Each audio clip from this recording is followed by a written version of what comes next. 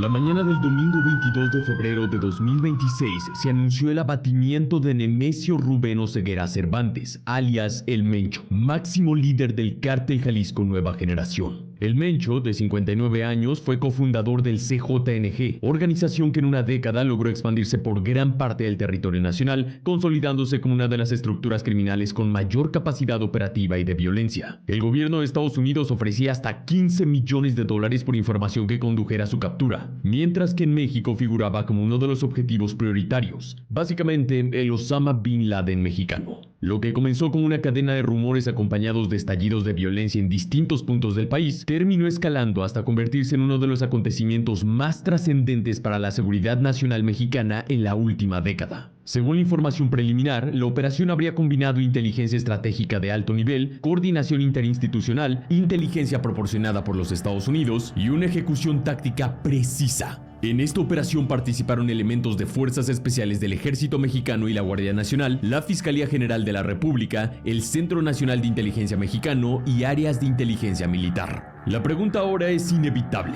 ¿cómo se gestó realmente esta mega operación? ¿Qué papel jugó la inteligencia compartida por Estados Unidos? Y, sobre todo, ¿qué implica la muerte del Señor de los Gallos para el futuro de la guerra contra el narco? ¿Quién será su sucesor y cómo se reconfigurará el mapa criminal en México? Bueno, todo eso estás por conocer.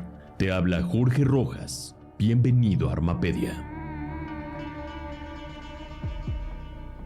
Verás, los primeros indicios de la operación comenzaron un día antes. El 21 de febrero de 2026, vecinos del exclusivo complejo Tapalpa Country Club en Jalisco reportaron un sobrevuelo inusual. 2 helicópteros militares dieron un par de vueltas sobre la zona y se retiraron. Nada escandaloso a simple vista. Pero en Tapalpa, Jalisco, y menos aún en esa zona residencial, este tipo de movimientos militares no son normales. Tapalpa es un pueblo mágico y destino turístico de descanso, conocido por sus paisajes boscosos y cabañas aisladas en la Sierra Madre del Sur jalisciense, aunque bien se sabe que algunas partes son bastión del CJNG. Ese fue el primer indicio.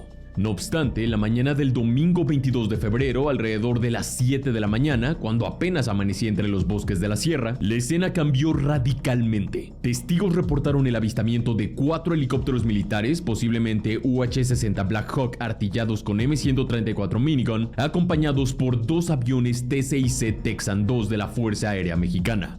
A las 7:20 am comenzaron maniobras más cerradas sobre los fraccionamientos Country Club y el rancho El Pinto, ubicados a unos 7 kilómetros del centro de Tapalpa, Jalisco, cerca de la presa del Nogal. Minutos después se escucharon las primeras ráfagas de disparos. Helicópteros artillados, según múltiples testimonios, efectuando fuego hacia tierra mientras fuerzas federales avanzaban por los caminos rurales que conducen al rancho El Pinto. El enfrentamiento se habría extendido por aproximadamente 2 horas. Verás, durante años, el Mencho construyó una red compleja de protección, casas de seguridad, anillos de vigilancia, rutas alternas y refugios distribuidos en todo Jalisco, Colima, Nayarit, Guanajuato y Michoacán. Su movilidad constante era su principal blindaje. Esa disciplina operativa alimentó durante años la percepción de que su captura era prácticamente imposible, muy similar a como pensábamos con el Mayo Zambada. Ahora bien, aunque la información oficial es limitada y probablemente muchos detalles no se revelen pronto, todo apunta a que los hechos centrales ocurrieron en el rancho El Pinto, ubicado a tan solo 2 kilómetros del complejo Tapalpa Country Club. No se sabe con certeza qué hacía el Mencho en ese rancho o cerca de él. Podría haber sido un periodo de descanso en el bosque de la Sierra Madre del Sur, tal vez una reunión estratégica. No lo sabemos. Lo que sí es consistente con su historial es que viajaba con su círculo más cercano de seguridad, básicamente su guardia pretoriana, como en prácticamente todos sus desplazamientos. Lo que aparentemente no lograron detectar fue que el movimiento ya estaba en marcha. Según el comunicado oficial de la Secretaría de la Defensa Nacional, Defensa, Fuerzas Especiales del Ejército Mexicano, posiblemente de la Fuerza Especial Conjunta FEC o de las Fuerzas Especiales de la Brigada de Fusileros Paracaidistas y apoyadas por la Fuerza Especial de Reacción Inmediata de la Guardia Nacional FERI, ejecutaron una operación basada en meses de inteligencia estratégica con colaboración del Centro Nacional de Inteligencia y la Fiscalía Especializada en Materia de Delincuencia Organizada FEMDO, a quienes a su vez Estados Unidos les había entregado paquetes de inteligencia extremadamente importantes para esta operación. Y bueno, ya fuera bajo la aprobación de la presidenta Claudia Sheinbaum, del secretario de Seguridad Omar García Harfuch, del secretario de la Defensa Nacional Ricardo Trevilla Trejo o de los tres, alguien en la cúspide del aparato de seguridad dio luz verde. Durante el potente intercambio de fuego, 4 integrantes del CJNG fueron abatidos en el lugar y otros 3 fueron gravemente heridos, todos ellos presuntamente miembros del anillo de seguridad más cercano al Mencho. En algunos canales cerrados han comenzado a circular presuntos nombres de integrantes de alto nivel del CJNG. Entre los alias mencionados se encuentran el Sapo, el Alacrán, el Rebelde, el R1, que según esto es hijo del tío Laco, el R3, el J1, el Fresa, el Tigre, el Chaparro y el Comandante Pai. Es importante subrayar que todos estos nombres y alias provienen de fuentes no oficiales y su participación y muerte al intentar proteger al Mencho no han sido confirmadas por las autoridades mexicanas o estadounidenses.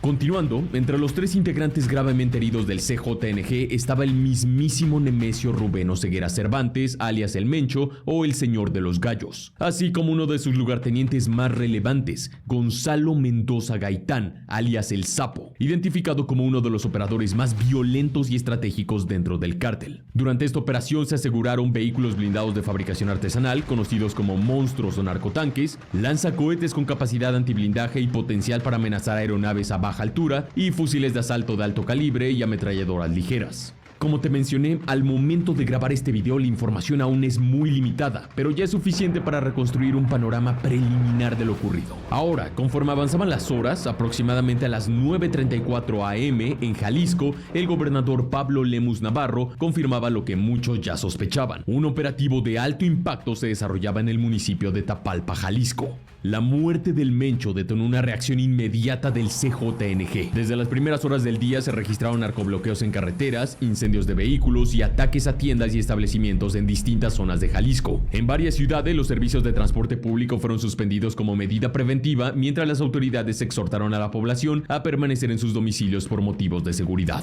Pero conforme avanzaron las horas, los bloqueos se extendieron hacia estados vecinos. Guanajuato, Michoacán, Nayarit y Aguascalientes reportaron incidentes similares, y posteriormente comenzaron a registrarse eventos en Tamaulipas y otros estados del país a cientos de kilómetros del epicentro inicial. La expansión geográfica sugiere una reacción coordinada, más orientada a generar presión y caos que a controlar territorio específico, porque ante la magnitud de la respuesta criminal, las autoridades jaliscienses activaron el Código Rojo, el nivel máximo de alerta en Jalisco. Y bueno, esta táctica de los cárteles mexicanos que hizo el CJNG es conocida en el ámbito de seguridad como terrorismo urbano de distracción. Este no busca conquistar territorio, sino saturar la capacidad de respuesta del Estado, obligándolo a dispersar fuerzas para atender incendios, proteger civiles y restablecer el orden. Pero el objetivo real es diluir la presión sobre el punto crítico del operativo. En serio, este probablemente sea uno de los episodios más grandes de narcobloqueos y despliegue federal para aseguramiento de carreteras en la historia reciente de México. En el Bajío, la movilización fue impresionante: convoyes, puntos de control, presencia aérea y operativos simultáneos en múltiples municipios. Quienes estuvieron ahí saben exactamente a qué me refiero. Sin embargo, no fue hasta las 11:10 de la mañana cuando un comunicado oficial de defensa confirmó que Nemesio Rubén Oseguera Cervantes había muerto. En este comunicado oficial se dejó claramente dicho que el líder del cártel no habría fallecido de manera inmediata en el punto de contacto. De acuerdo con la información, fue herido de gravedad durante el enfrentamiento y posteriormente evacuado por vía aérea, presumiblemente en un helicóptero o aeronave militar con destino a la Ciudad de México, donde recibiría atención especializada, pero murió durante el traslado aéreo. Y es fundamental repetirlo: según la versión oficial, el Mencho fue capturado con vida pero gravemente herido durante el operativo, pero posteriormente sucumbió a las heridas sufridas. Desde el punto de vista operativo y jurídico, se trata de una captura seguida de muerte por lesiones en combate, no de una ejecución ni de un fallecimiento instantáneo en el lugar. Porque tan solo imagina esta escena: el Mencho, gravemente herido junto a otros 2 de sus escoltas, incluido el Sapo, es evacuado de inmediato en una aeronave militar rumbo a la Ciudad de México. El protocolo era claro: extracción aérea urgente. Y en pleno vuelo, desangrándose lentamente, muere el hombre más poderoso del crimen organizado en México. No en una celda, no en un tribunal, sino entre la sierra y el cielo, tras un enfrentamiento armado con fuerzas especiales que finalmente terminó con su vida.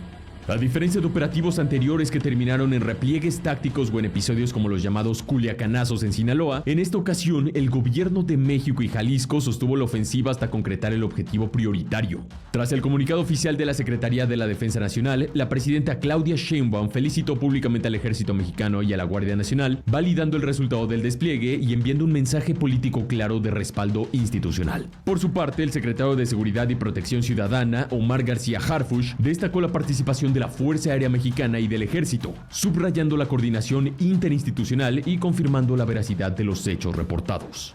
El costo para el Estado también fue real. 3 elementos de fuerzas especiales resultaron heridos durante el enfrentamiento contra el anillo de seguridad del Mencho y lamentablemente perdieron la vida. Sin embargo, con información actualizada al cierre del 22 de febrero de 2026, el recuento nacional reporta 21 elementos de la Guardia Nacional caídos en cumplimiento del deber, además de 18 integrantes del Ejército Mexicano y 3 oficiales, además de 13 elementos heridos en distintos puntos del país. Desde Armapedia mandamos nuestras condolencias a las familias de los militares mexicanos caídos.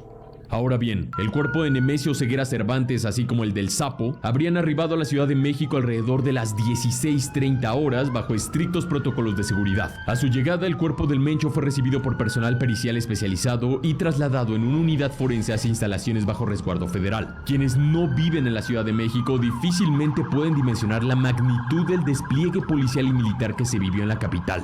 El destino operativo sería la Fiscalía Especializada en Materia de Delincuencia Organizada, FEMDO, donde se activaron los procedimientos legales correspondientes en casos de alto perfil. En este tipo de situaciones no basta con el reconocimiento visual. Se realizan dictámenes periciales completos que incluyen necropsia de ley, pruebas de identificación biométrica, análisis dactiloscópico, confronta genética de ADN, revisión odontológica forense y documentación fotográfica detallada para integrar la carpeta de investigación. Estos protocolos no solo confirman la identidad del objetivo, sino que también determinan la causa exacta de muerte y preservan la cadena de custodia, un elemento crítico cuando se trata del abatimiento de un capo de alto valor. Pero aquí hay un detalle que dice mucho en pocas palabras. Verás, el comunicado de la Secretaría de la Defensa Nacional Mexicana es particularmente revelador al mencionar la coordinación y cooperación bilateral con los Estados Unidos. Esa frase no es decorativa. En términos operativos, sugiere un componente tecnológico y de inteligencia mucho más profundo de lo que se percibe a simple vista. Porque verás, en este tipo de operaciones de alto valor, la inteligencia de señales, SIGINT, el análisis de metadatos, la fusión de inteligencia y el uso de plataformas ISR, Intelligence, Surveillance and Reconnaissance de los estadounidenses, suelen ser determinantes. El rastreo de comunicaciones satelitales, patrones electrónicos, firmas digitales y movimientos logísticos, un ámbito donde las agencias estadounidenses mantienen una ventaja tecnológica considerable, pudo haber sido clave para localizar el refugio exacto en la zona boscosa de Tapalpa, Jalisco. Diversos medios internacionales como Reuters reportaron que existió apoyo de la Fuerza de Tarea Conjunta Interagencial contra los Cárteles, JTFCC, una estructura bajo el mando del Comando Norte de los Estados Unidos, diseñada específicamente para mapear, desarticular y golpear redes criminales transnacionales que impactan la seguridad estadounidense. No obstante, esta fuerza operativa, integrada por múltiples agencias del gobierno estadounidense, tiene como objetivo central consolidar inteligencia interagencial, militar, policial y de la comunidad de inteligencia para construir paquetes de objetivos detallados sobre líderes criminales y sus redes logísticas a ambos lados de la frontera. Un exfuncionario estadounidense, bajo condición de anonimato, afirmó que se había construido un dossier detallado sobre el Mencho. No obstante, tanto funcionarios estadounidenses como fuentes del gobierno mexicano enfatizaron que la incursión fue una operación diseñada y ejecutada por México, por soldados mexicanos, sin participación física de personal militar estadounidense en el terreno. Y sí, lo entiendo, puede haber dudas sobre eso, pero la verdad es que nunca lo sabremos. Fue hasta las 19:54 horas cuando Karoline Leavitt, portavoz de la administración de Donald Trump, emitió un comunicado a través de X en el que confirmó que Estados Unidos sí proporcionó información de inteligencia al gobierno mexicano para contribuir al éxito del operativo que culminó con el abatimiento del Mencho.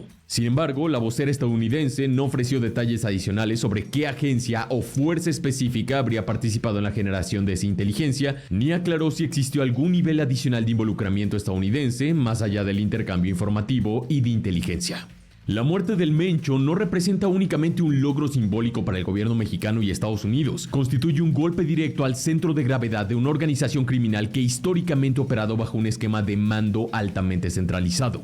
Porque verás, a diferencia del cártel de Sinaloa, que hoy funciona más como una federación de facciones en guerra civil, el cártel Jalisco Nueva Generación se consolidó durante años alrededor de un liderazgo vertical, disciplinado y con control operativo concentrado en la figura del Mencho, casi como un dictador y de otros altos mandos de su confianza. Ese modelo permitió al CJNG expandirse con rapidez, imponer cohesión interna y proyectar poder territorial durante más de una década. Sin embargo, también implica un riesgo. Cuando el líder cae, el vacío puede convertirse en un un punto de fractura que lleva a más violencia. Por eso, muchos analistas han puesto el foco en 4 figuras clave que por su jerarquía, control territorial y cercanía con el fallecido Mencho, se perfilan como los posibles herederos del imperio criminal.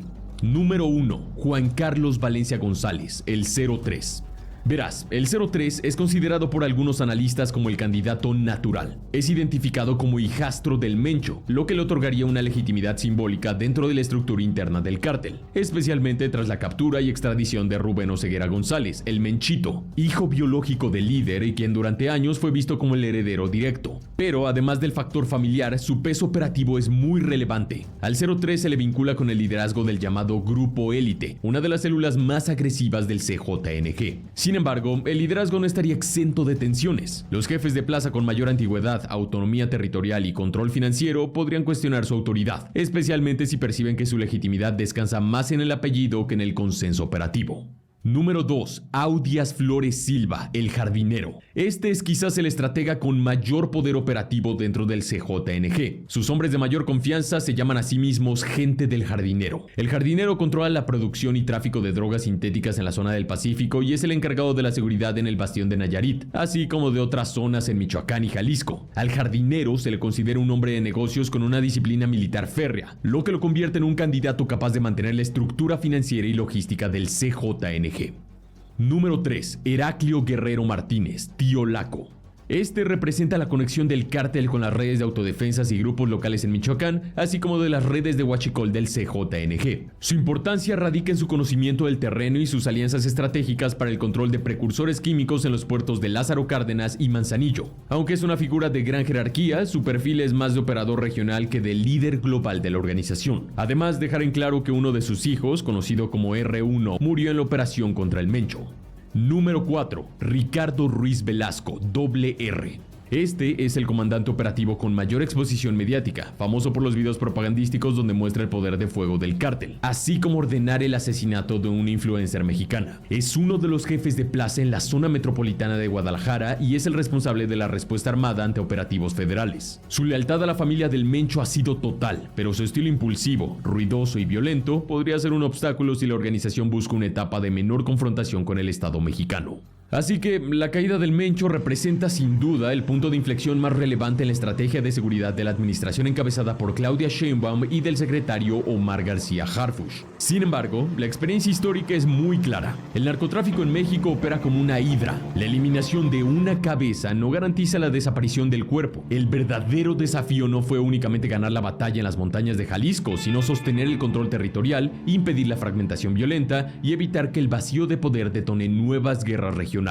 El Señor de los Gallos ha caído, pero la estructura que construyó permanece. Redes financieras, células armadas, rutas logísticas y mandos intermedios que ahora enfrentan una etapa de redefinición. Las próximas semanas y meses serán decisivas para determinar si este golpe marca el inicio del debilitamiento estructural del CJNG o si estamos ante una reconfiguración más agresiva y descentralizada.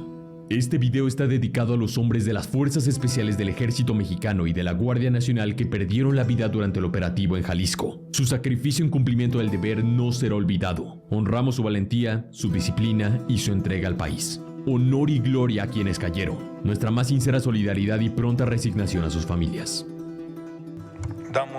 Aprovecho primero para dar el pésame a las familias de nuestros compañeros que perdieron la vida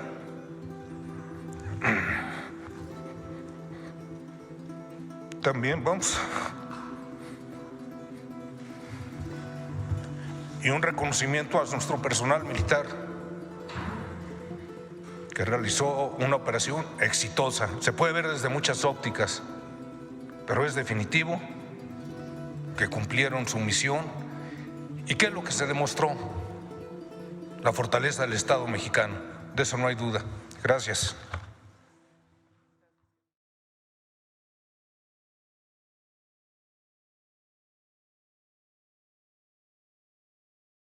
El 22 de febrero de 2026 quedará en la historia como el día en que Nemesio Rubén Oseguera Cervantes, alias El Mencho, líder máximo y fundador del cártel Jalisco Nueva Generación, fue aniquilado por las Fuerzas Especiales Mexicanas. Hace tan solo horas de la publicación de este video, durante horas de la mañana, se llevó a cabo un operativo masivo en el municipio de Tapalpa, en el estado de Jalisco, en el que unidades especiales de las Fuerzas Armadas Mexicanas, en conjunto con helicópteros artillados y blindados, buscaban capturar a El Mencho y a su cúpula cercana del CJNG, y que, dada la resistencia y el posterior enfrentamiento, fueron abatidos en combate. Esta situación, como era de esperarse, desató el infierno no solo en Jalisco, sino también en varias partes de todo México. Sicarios de esta organización dispararon en contra de civiles, despojaron a la población de vehículos para luego incendiarlos, saquearon tiendas, colocaron bloqueos en carreteras y avenidas principales y se enfrentaron contra las fuerzas de seguridad en muchos puntos de Jalisco y de todo el país. Todo esto con la intención de que El Mencho fuera liberado y luego como represalia por su aniquilamiento. Hasta el momento no hay un balance exacto y oficial de cuántos enfrentamientos, capturas y bajas se han desarrollado a nivel nacional.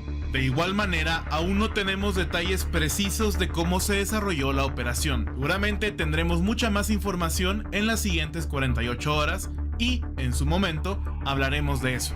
Mientras tanto, aquí les dejo un resumen de los hechos documentados a través de los cientos de videos compartidos en las redes sociales de estos sucesos, es decir, de la histórica operación que culminó con la caída del narcotraficante más poderoso y más buscado del mundo. Veámoslos.